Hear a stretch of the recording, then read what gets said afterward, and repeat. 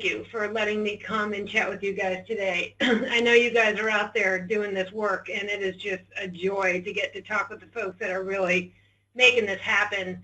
My day job is implementation, and implementation of hard stuff and real practices, and it's just hard, but we do it, we move forward, and because we know that it's ultimately good for the health system and the patients and our communities to do these things. But I really do empathize with you all, and I can't wait to hear more from you guys about how this really goes.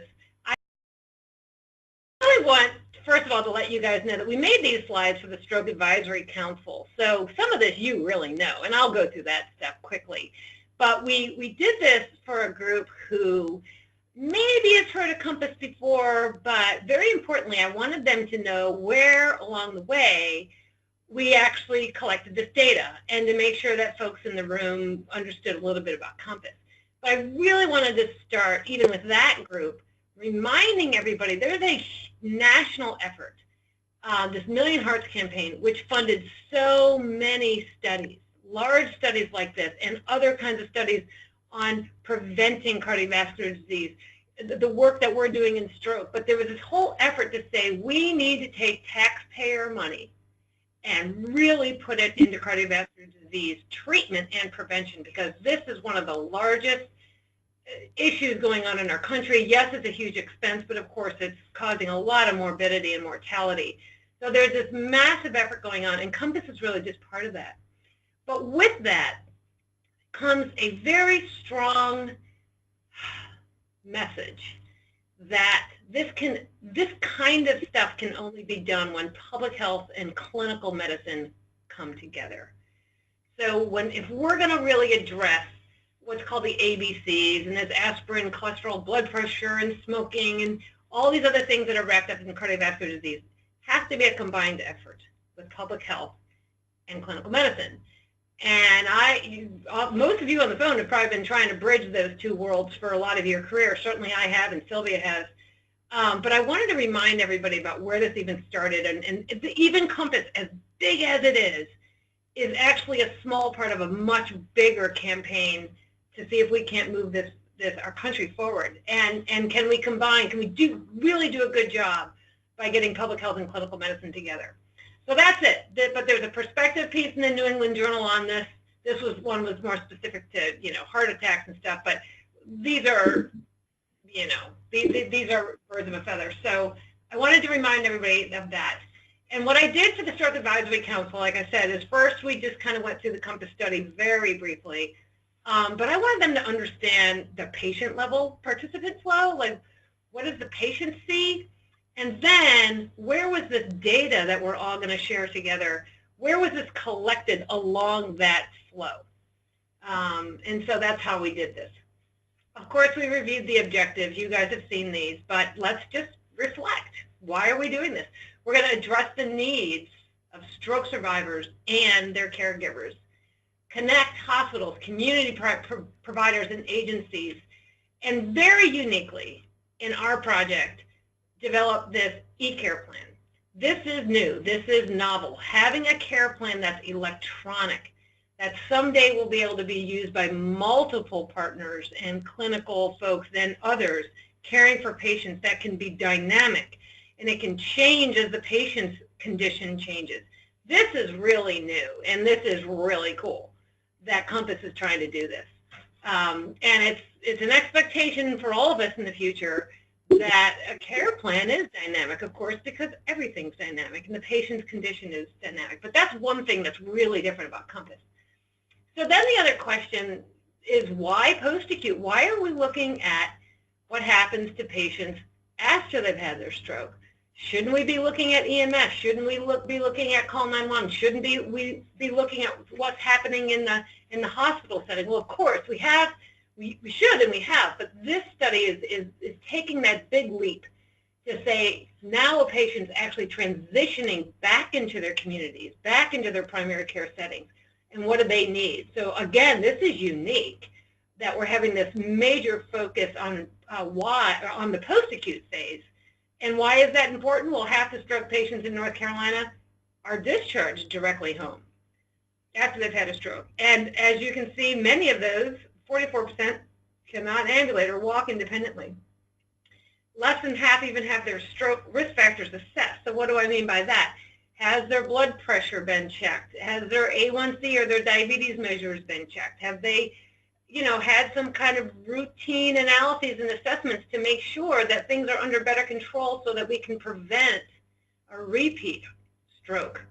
And this is just a reality. And look at the readmission rates. Within 90 days, a quarter of these folks are already readmitted to the hospital.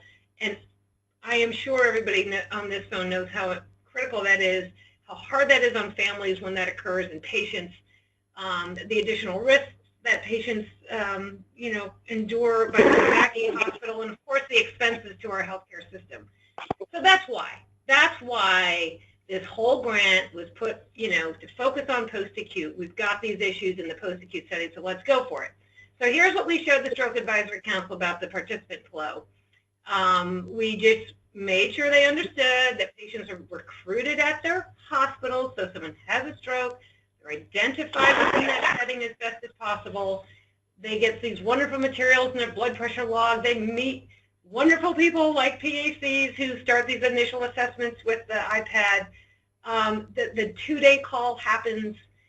We use a lot of pictures, as you can tell, because we want we want people to see the face of the patients and the providers, the clinicians like you all that are part of this process. And then, of course, what are some of the things that you all do for these patients when you're talking about transportation and reminding the patients and the families of the signs and symptoms of stroke. So we make sure we share that.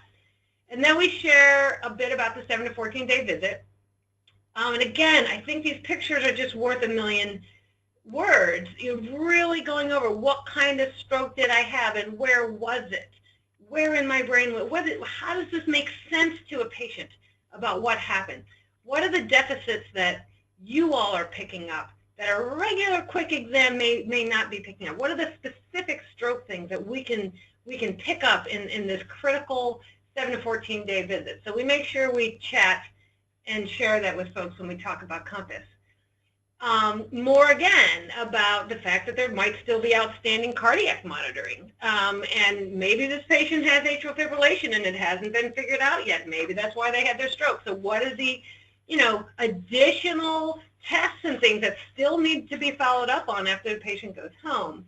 And then, of course, generating this e-care plan, making sure folks really understand all that. So I know you guys know all this, but I want you to know when we're out, messaging, we're making sure that people see the faces and the tools and the everyday stuff that really goes into the hard work that you guys are doing. And as a researcher, I'm always very careful to make sure people know when the data that I'm going to show you was actually collected and how that data was collected, because that really should make us think about the interpretation of the results. So the results that you're going to see are the results that were captured at this 7 to 14-day time interval. So you all know this, but there's a post-acute functional assessment. You may call it something differently, but that's what we call it. And the advanced practice provider assessment, those questions, then all the answers to those questions feed into the e-care plan that you guys all know about. But again, this is new, so we really make sure people understand that. So the questions asked at this part of the trial feed into the e-care plan, all right, which is different than going to a study and having a research assistant do a baseline assessment and then following up in 6 months and then following up in 12 months. We are also doing that in this study. But for the data you're seeing today, it was mainly from this part of the study where you guys are asking these questions and then we're developing the e-care plan. So let's get into the data. Someday this number will be 3,000. That's the number of folks that we expect once the trial is really up and running and finished. We'll have data on at this point. So what we're sharing with you today is the first 342 stroke survivors and the data that you all helped collect. So among 342 stroke survivors who were discharged home and seen by the PAC and APP team, this question or some of these other questions were asked. Do you know any risk factors that may lead to a stroke? And then my understanding was that then the patients were asked, what are the risk factors, or what are the, things that increase your chances of having a stroke? And then the patients were supposed to spontaneously come up with these options. Like, what did they name? So what's that general knowledge out there among patients and caregivers about the risk factors for stroke? And you guys have seen this.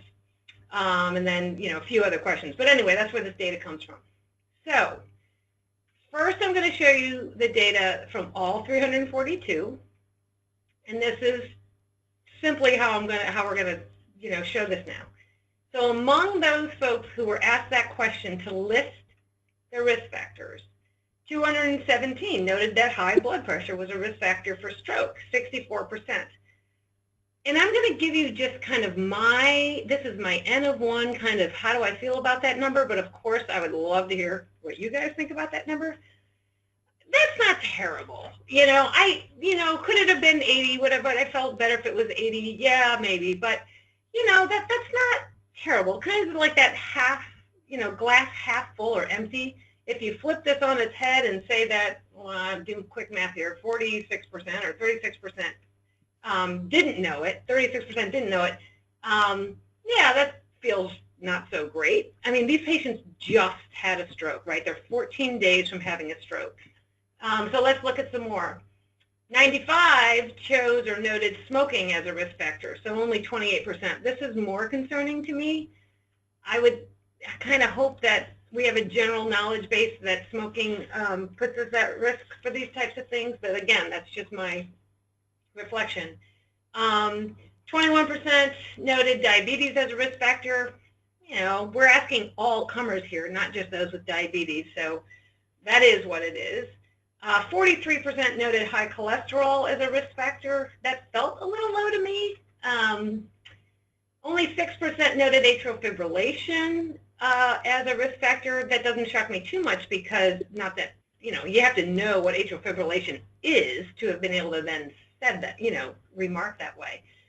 38 or 11% noted that heart disease was a risk factor for stroke. And I do want to share with you, we've got some primary care providers that we pull in and show this data, and they're on the Compass grant kind of with us. This is the one that was most disturbing to them, was this notion that we're not connecting heart disease and stroke in kind of the same bucket. And we should. And so, the feedback I got from the primary care folks is we need to just keep saying heart attack and stroke. Heart attack and stroke. Don't say these fancy words, cardiovascular disease, ischemic heart disease, heart attack and stroke. If you think of the vascular system like a tree, and think of the big wide trunk at the bottom, and think of that like it's a blood vessel. It's wide open, it's huge, it's got a big diameter, the things are flowing. But as you go further and further out on the limbs and out on the branches and then to the tiny parts of the branches and then to the leaves, any kind of disease that clogs that system, okay, the further you get out, the thinner the vessel or the thinner the tree limb in this, whatever description is, the more at risk those tissues are of actually being able to get blood, which is and oxygen and other nutrients. So the end organs that we talk about, our brain and kidney and our eyes and our heart, it's really all one big system. We could certainly discuss the differences in how you cut these things up, but we need patience to understand the connection of these. We've got to lump them more in making sure that people understand that they've had heart disease, that's really very much a risk factor for stroke because of this thing that I just talked about, the analogy with the tree. So this was the one that was most disturbing to our kind of primary care colleagues. And then, again, whether or not physical activity and inactivity was noted as a risk factor, I'm not so sure that many people would have come up with that, but I would love to hear your guys' feeling about that. at some point, because you're asking these questions. And so it'd be nice to know actually how they were asked. But I wanted to give that little bit of caveat about some of that data. So as a health services researcher, I'm a little bit more interested in the next way we look at this data. So this is the same questions, by the way, but among those patients who had a certain condition or lab value or blood pressure when they were at your 7 to 14-day visit. So they were there, they had it. Which ones did they actually acknowledge as a risk factor for stroke? So this is a little different. The first data was everybody that came, name your risk factors. Okay, this is, and I'll give you an example so you see where I'm going. Among the patients who actually had a systolic blood pressure of 140 and greater, which is consistent with uncontrolled hypertension, how many of those folks recognize hypertension as a risk factor? So come with me to understand we're kind of looking at a different denominator here. So among 116 subjects that had this blood pressure of systolic of 140 or greater, 68% said, yeah, hypertension's a problem. Yeah, I'm real glad that they noted that, but they just had a stroke, and hypertension is such a risk factor for having another stroke. They're at a time interval where their risk of repeat stroke is so high, that first 6 months to a year after that index stroke. It would be lovely to see this number get better, because these are the people that they're coming in high. Now, do they know they have hypertension? I don't know. That's not the way that's not the way this data was collected. Do they understand hypertension? Have we, as a healthcare community, made it make sense that they understand they have high blood pressure and what that really means? Who knows? This is the data, and this is what we have, but this one I really think is important. And now among the smokers, so if they said at your visit that they smoked, 69% of them recognize the smoking as a risk factor. You know, if I had a magic wand, this would not be 90 to 100%, but the data is what it is. Now, among those with a hemoglobin A1C, which many of you know is how we diagnose diabetes these days, you all went back into the EHRs, is the best that I understand, you know, kind of around the hospitalization, and you pulled out that EHR data, and if they had an A1C done, greater than 8's really high, pretty high, you know, uncontrolled diabetes. And among those, 64%, 18 out of the 28 or 64% recognized diabetes as a risk factor. Again, we don't know if these folks knew they were diabetic. We just know they had an A1C within the hospital setting in that kind of time interval of an A1C, which was pretty high.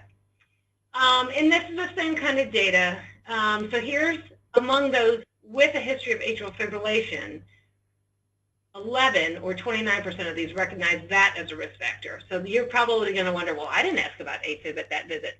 I want to tell you that for this data collection, I did have the data analysts go back and pull some diagnoses out of another place where we're collecting data in this study. Okay, so for this one, I really wanted to know, okay, did the folks actually have AFib or flutter?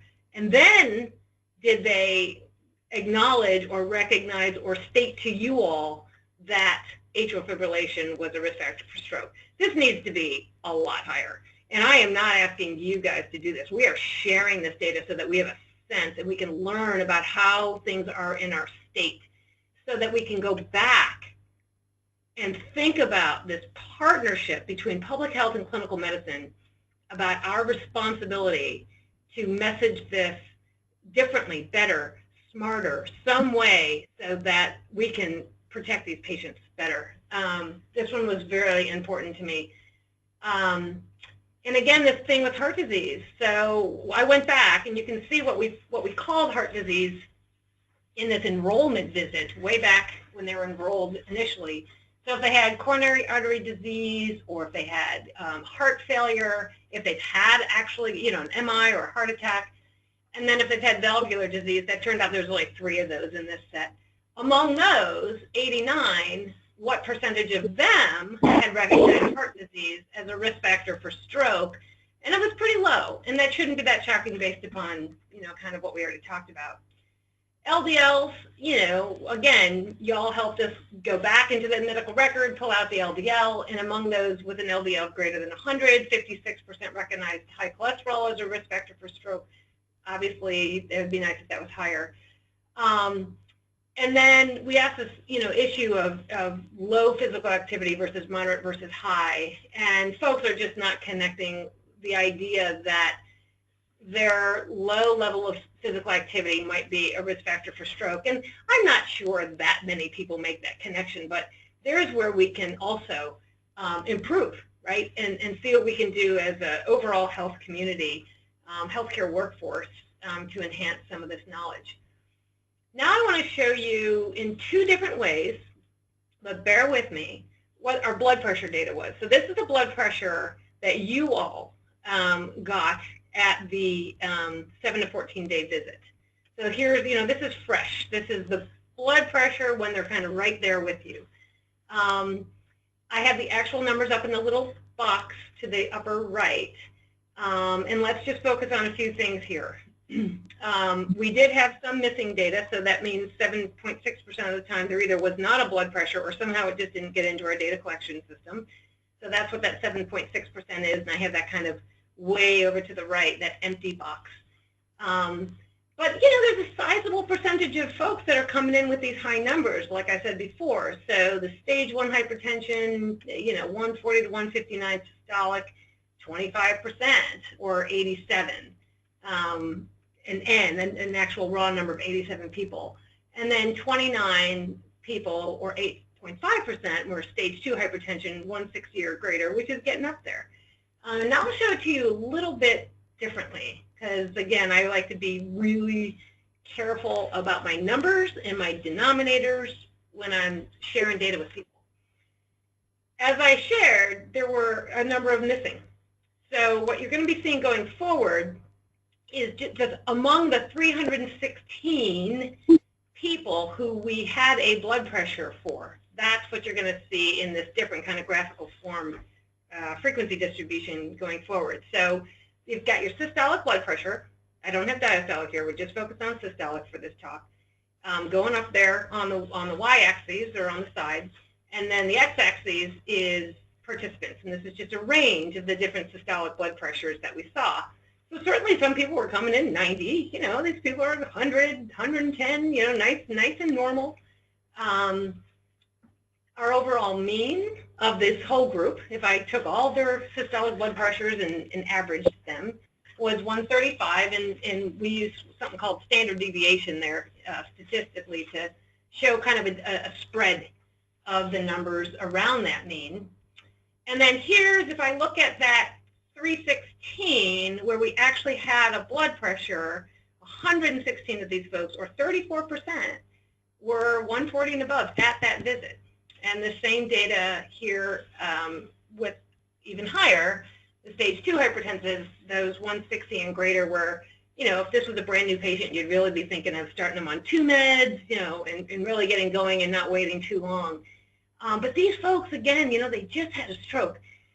My initial impression of this was, well, it's in the office, they're nervous, maybe this isn't so bad. But my primary care colleagues, they did not like this at all. They did not like, this is nearly 10% of these folks, and they want to see the data when Sylvia and Rika and the whole team keeps accumulating more and more data. Boy, they want to see this one again. There's a lot going on in the state where we're organizing ourselves as ACOs and healthcare systems and whatnot. And fortunately, there's some really dedicated people who want to focus on population health better and come together and try to fix these things. So this data is going to be really helpful when we share this, which we already have with some of the ACO folks, to get a sense of what's really going on in our communities and in this very high-risk population for readmission and having another stroke. So I wanted to show it that way. Now my other bit of data, and I don't have a whole lot more, so hang with me. Over the years, I have certainly heard that one of the big issues is there's not enough primary care doctors to take care of these patients anyway. So what are we going to do about this phenomenal work that's being done in the hospital and then in the transitions visit? And then what? Who, where's the handoff? The primary care folks and others in the community are going to be caring for these patients for the rest of their lives. So is there someone, out there? And again, remember this data is among those who actually came to an APP visit, all right, do they have a doctor?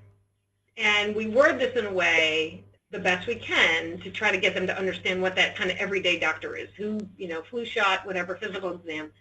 And if you've had this doctor, have you seen him or her in the past 3 months? And have you seen them since your stroke?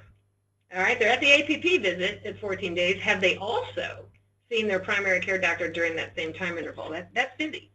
And here's that data. So one at a time, do you have one doctor that knows you and all your medical conditions? 93% of these folks said yes. This was really good news to everybody we've shown, by the way. And I do understand it's just those who came to the APP visit, and this is just the first 342 people. But this was really good news, and I feel like this says these people do, at least this group, they've got someone who, if we connect really well to, and really talk about the chronicity of this and the need to control their blood pressure and their cholesterol and their AFib and treat them well and get them back out there and living lives to their fullest, that there are people that are there to be on that end of all this. And have they seen them in the past 3 months? 85% said yes. Now, you'll see my denominator switching. What that means is the first question is, do you have a doctor? And then among those who say, yes, I have a doctor, did you see them in the last 3 months? So if you take a look at these slides later and really want to, think about the numbers, I wanted to explain that. And the same thing happens with this one. If you actually have seen that doctor in the past 3 months, did you also see them since their stroke? The primary care docs thought this one was a little too low, which I don't know. I'd love to know what you guys think. They're already got the APP visit. It's busy. There's a lot going on within the first 2 weeks after your stroke. It's hard to get in. I thought, as has everybody who's seen this data, thought that this was really good news, that at least where we're starting from, there's care out there. Okay, I'm pretty much done. I just want to remind everybody that the questionnaires and everything in the world is on the Compass website. I send so many people here. And then Sylvia, I've got control of the slide, but Sylvia was going to mention a little bit about what we think we should do next, at least at the Stroke Advisory Council level, with this kind of data informing the action steps we want to take next. So Sylvia, are you good with jumping in? Yes, thank you. Thank you so much for that outstanding presentation and putting it into language and into a manner where we can clearly understand it, and we'll have some discussion about it after we finish the presentation. So I just wanted to let you all know that we have been working on some of these issues at the state level. I know that some of you from time to time come to the North Carolina Stroke Advisory Council meetings, and we welcome you to continue to come to those. And we have now, under the Stroke Advisory Council, we have what is called a post-stroke health work group. And I wanted to just make sure that you're aware of that, number one. And we've been doing a lot of work for years in improving acute care for stroke patients, and we're doing a great job in that regard.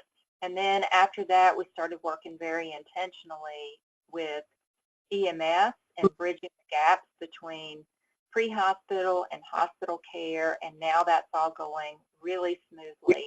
We know how to get patients in quickly. We know how to take care of them.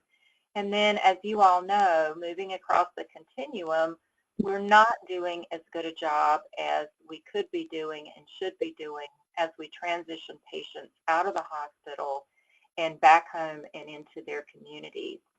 So Dr. Pam Duncan, you all know Pam as our lead principal investigator with the COMPASS study, and I co-chair the post-stroke health work group under the Stroke Advisory Council. And we have Dr. Cheryl Bushnell, one of our other principal investigators, serves on this. Many of you know Betsy Vetter with American Heart, American Stroke, Dr. Wayne Rosamond, our other principal investigator, and several post-acute coordinators, whether they be in the control side of the intervention or in the intervention side, the control side of the study or in the intervention side.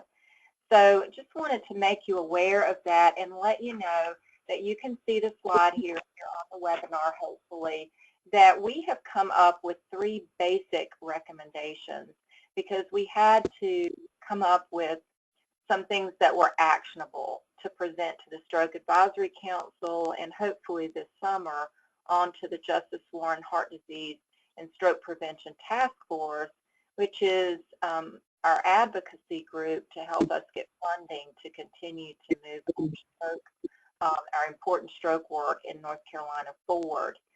So you can see here that one of the first things that we talked about doing is working with Medicaid to write a letter to providers describing stroke patients' available benefits. We know that a lot of our providers do not know what those benefits are, and they're changing.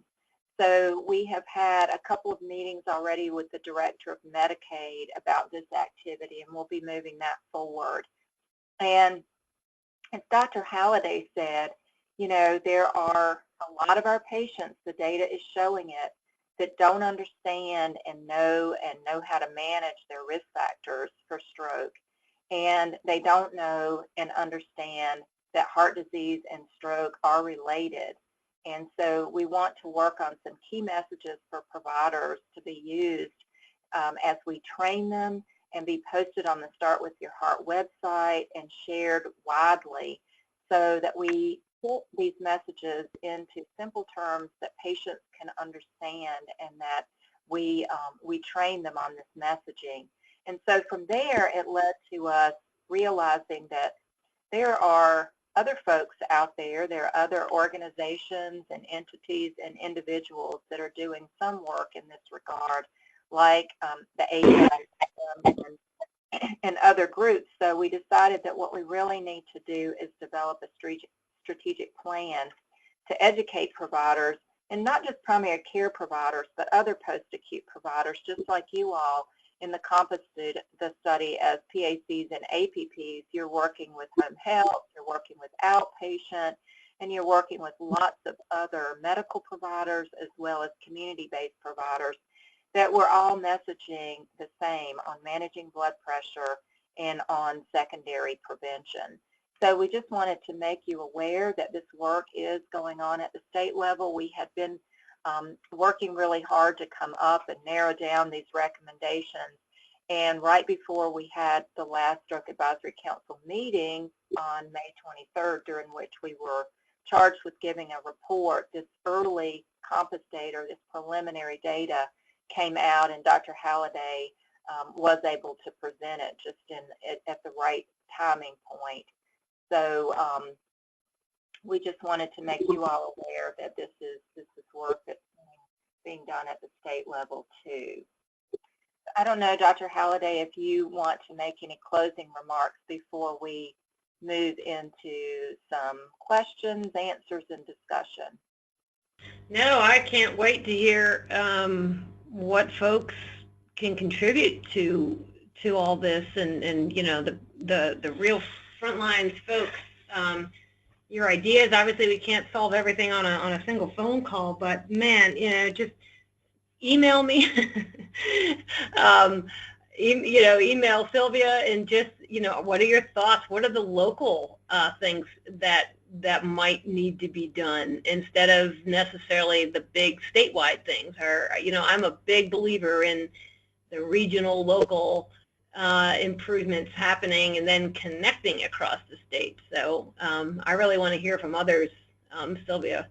And also your feedback on actually the presentation itself. I would love it if you just I wish, like residents or medical students or others, just, send some feedback to Sylvia about the presentation and how we could make these things better, because I always want to work to improve how we're communicating with all kinds of stakeholders. So. Yeah, thank you. You just did an outstanding job, and we can't thank you enough. And Dawn Becker is on, I know, and she knows that Dr. Halliday stands behind her words. She has been down doing work in Eastern North Carolina and some work specifically with Dawn at Lenoir Memorial and in Lenoir County, engaging primary care providers and practices there. And so we do hope to replicate some of this work across the state, and we know that we can't do it all through Compass, so we do want to, as you all know, we're all about partnering and collaborating, and so we want to do more and more of that. We have an intern with us this summer who is helping us go through all of our Compass data and identify as many primary care providers as we can across the state that have been identified for stroke patients through the Compass study, and get their contact information so that we can look at ways to continue to engage them, but also in this larger perspective from a statewide standpoint through the Stroke Advisory Council. But one question, and please don't be shy, that I would like to ask is, does this data surprise you, or is it kind of what you would expect as you work with these patients and caregivers in regard to what they do seem to know and understand about their risk factors? I'd be really, it's a bit astounding in kind of a negative sort of way, and it does give us a lot of room for improvement, and that's what we are striving to do. But I would be interested in hearing from some of you, just what did you think about the data? Is it about what you would expect? Is it shocking to you? Please chime in. Hey, Sylvia, this is Deb Shubik. Hey, Deb. Hey, so I wasn't really too surprised by the data. I will say that, at least on our end, I think the primary care provider piece might be a little misleading, because I know of quite a few of the patients that I have seen in clinic who did not have a primary care provider prior to their hospitalization, but then were assigned one, on discharge. So maybe they had, when by the time I saw them, yeah, they had one. They'd seen them one time and established care, but many of them might have been without care for, decades prior to this. So I think those numbers are maybe a little misleading. But otherwise, as far as, patients' knowledge and things like that, I thought the numbers were pretty reflective of what I've been seeing. That was very interesting and very informative, and I'm looking forward to sharing that with frontline visiting staff. I was a little bit shocked at the numbers, as low as they were, and then I thought about it as this went on and thought, this is what is so challenging about helping people make change, is that they don't make connections between this lifestyle choice or this condition and what the outcome is.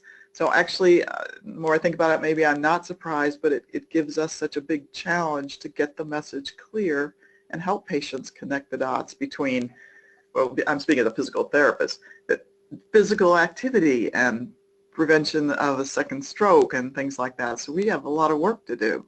But that was very interesting. Thank you, Jane. And yes, I think you are absolutely right, and that's why Dr. Pam Duncan, our lead PI, and I co-chair the post-stroke health work group under the North Carolina Stroke Advisory Council, and those recommendations that I went over in the recording are what we are pushing forward at the state level, because we obviously have some work to do. There's a lot of information out there for providers and for patients and families, but somehow we are not getting the messages across. We're getting them across, and we're not getting them across in a way that heightens awareness to the point of there must make a change, while while the recording was going on, Karen Taylor, who's in my office with me, and I were just saying, we've got to figure out, with all the messaging we're doing, we have to have some key messages, because we put people into systems overload, but key messages about, limited sodium in their diet. Get up and be physically active and move. Take your medicines like they're ordered.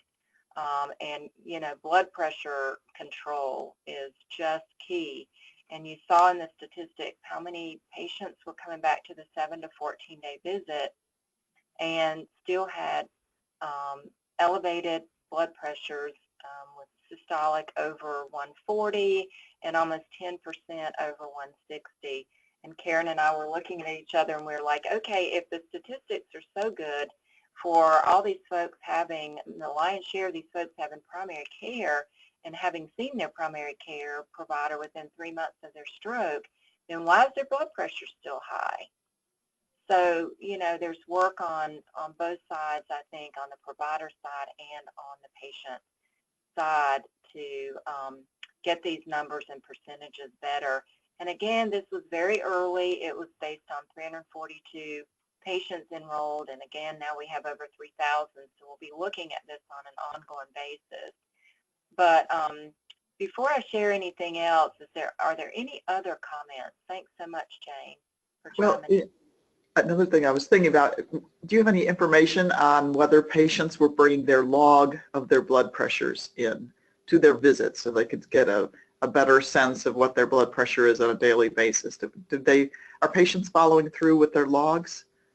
That's a great question, and Rika, I don't think we have formal data on that, but we do know from here at the Vanguard side and what we're hearing with our intervention hospitals across the state is that they are bringing it in, and and the providers are loving it because, some of us do have white coat syndrome. Our blood pressure shoots up just by coming in and sitting down in a doctor's office. So it's really helpful to see what pressures are running at home and when patients are in their normal day-to-day. So I know that our 2 nurse practitioners here, and Sarah might chime in on this, they are just elated when someone brings in their log, and a lot of the patients are doing that. That's good to know, and it's something we've got to keep working on. Yeah, keep working on it and encouraging them, and I know that you all there in the Mission Health system there in Asheville, you do send some of your COMPASS resources to get blood pressure cuffs for your patients, and we've shared that idea with other sites, and we're hearing more and more that there are some special funds in different places across the state to help patients get blood pressure monitoring apparatuses. Good. Other comments about the data or otherwise? Hey, it's Melissa at Mission. I don't think I was really shocked from seeing the data. It seems to be lining up to what we see, of patients not really putting the lines together. And even if they can tell us that they have high blood pressure or diabetes, they don't seem to link that to the cause of the stroke. So I see, where we can say, we're asking the question, is this a risk factor for stroke? But like I said, when patients are answering the questions, they seem to say, well, I know I have, high blood pressure or I smoke, but they can't really verbalize how or why that would lead to stroke or heart disease. And I know at a recent community fair that we did here in Asheville, even though we had big posters in front of us with brains and stroke, they would say, oh, you're from, talking about stroke, and they would start talking about heart attacks. So it was kind of the reverse. We say people don't link heart disease with stroke and just the whole cardiovascular disease in general, but yet when we'd say the word stroke, time and time again, we'd have people saying, oh, is that a heart attack? So yet, so there's definitely a lot of confusion still on the linkage, what it is. So we still have a lot of work cut out for us, I think. Yes, we do. Thank you for those comments, Melissa. And I think that's where Dr. Halliday was coming from when she said, we've got to figure out how to do better messaging, because we're doing a lot of messaging. Right. We all are, and we keep saying the same things, and we're not seeing a lot of changes across our state and across the nation in moving the wheel for how patients understand risk factors. And so I think what she was saying is we need to get down, we really need to roll up our sleeves and figure out how to get down to what are those messages that would work for both, because patients, obviously, they don't get one or the other. So to expect them to differentiate when the risk factors are very, very much in line with being the same or very, very similar. So, you know, we need to figure out, and that's why we made that recommendation from the post-stroke health work group of the Stroke Advisory Council, is that we do need to come up with a list of messages that we all as providers, and not just primary care providers or one group of providers, but we all as providers and clinicians, including home health, outpatient rehab, pharmacists, all of those great resources that we work through with and through in collaboration through the Compass model, that we are coming up with a plan of how to educate all of these providers on the challenges of managing these risk factors, and that we're all messaging the same way to patients. You know, once we come up with some great recommendations, and I think, you know, we're certainly talking about doing just what we did with Compass and using patient and caregiver stakeholders to help us with these messages. You know, what did they understand? How did they get it? And us using a lot of that same information. So, yeah, I think that's what we've heard on each of the calls when we've made this presentation, is that folks really are having trouble connecting the dots.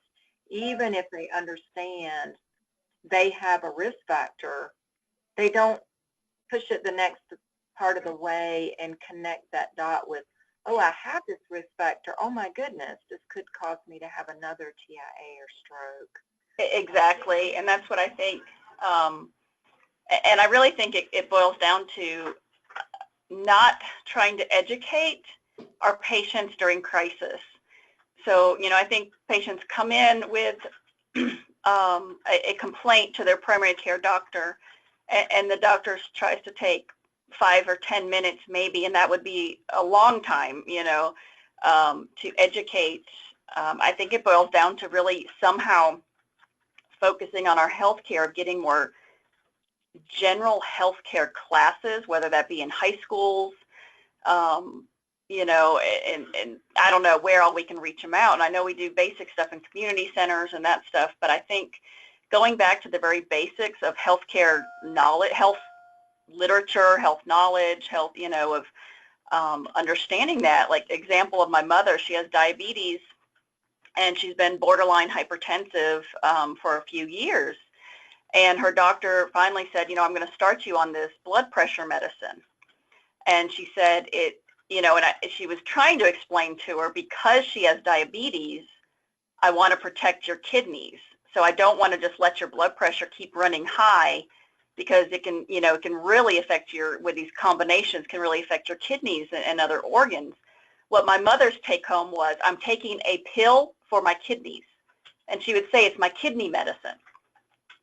And so I, you know, it's that link. And I finally had to tell her, no, mother, this is your high blood pressure medicine, and really explaining to her.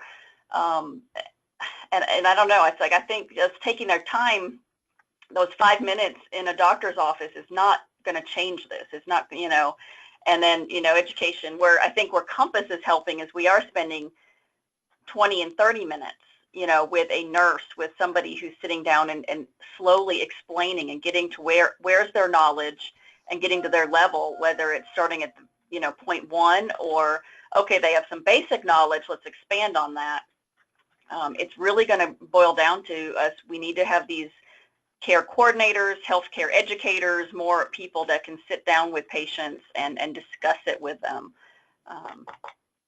Absolutely, absolutely. I will say amen to all of that because I'm dealing with the similar issues in my family too. And what I think about so often is if I weren't, you know, if I wasn't involved doing what you're doing with your mother, Melissa, and if you're really getting down and dirty and rolling up the sleeves and saying, no, this isn't a kidney medicine, it's a blood pressure medicine, but in turn we are keeping your kidneys safe, we're protecting your and really kind of drawing that picture out so that they understand, because we use so much jargon.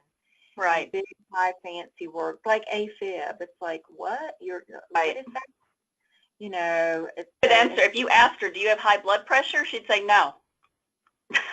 Yeah, so there you go. And so we have to figure out these messages and figure out, and I think with the transition that we're talking about with Compass certainly does help. And then we can't be with them forever. And for some of these patients, this is a very long haul. It's not weeks, it's not months, it's years. And so that's why we have to figure out what are these messages, how can we get them out, work with our pharmacists that they might see the doctor 2 or 3 times a year, but the pharmacist 30 sometimes a year, studies show. So how can we get these messages out? What are the best ways, the simplest ways, and the mechanisms?